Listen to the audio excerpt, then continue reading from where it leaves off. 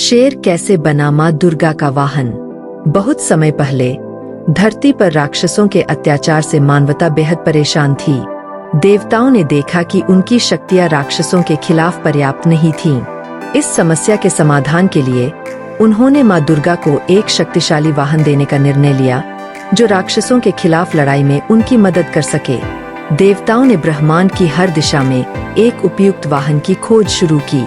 पहाड़ों, जंगलों और नदियों में कई जानवरों को देखा, लेकिन उनमें से किसी में भी उस प्रकार की शक्ति और साहस नहीं था जो माँ दुर्गा के वाहन के लिए आवश्यक था। देवताओं की नजर एक विशेष शेर पर पड़ी।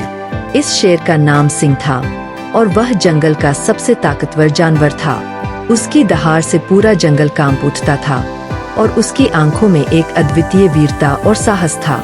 सिंह केवल अपनी शक्ति के लिए ही नहीं, बल्कि अपनी दया और निष्कलंक चरित्र के लिए भी जाना जाता था।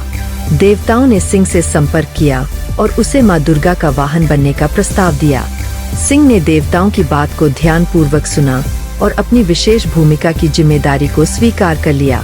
उसने समझा कि माँ दुर्गा के वाहन के रूप में वह केवल अपनी शक्ति का प्रदर्शन नहीं करेगा, बल्कि एक महान उद्देश्य की सेवा भी करेगा।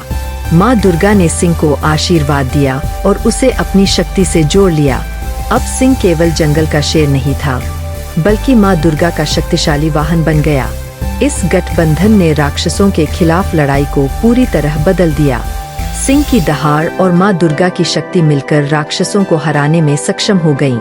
सिंह और माँ दुर्गा का मिलन एक प्रतीक बन गया कि सच्ची वीरता केवल बाहरी शक्ति नहीं होती, बल्कि उच्च उद्देश्य के प्रति समर्पण और बलिदान भी होता है।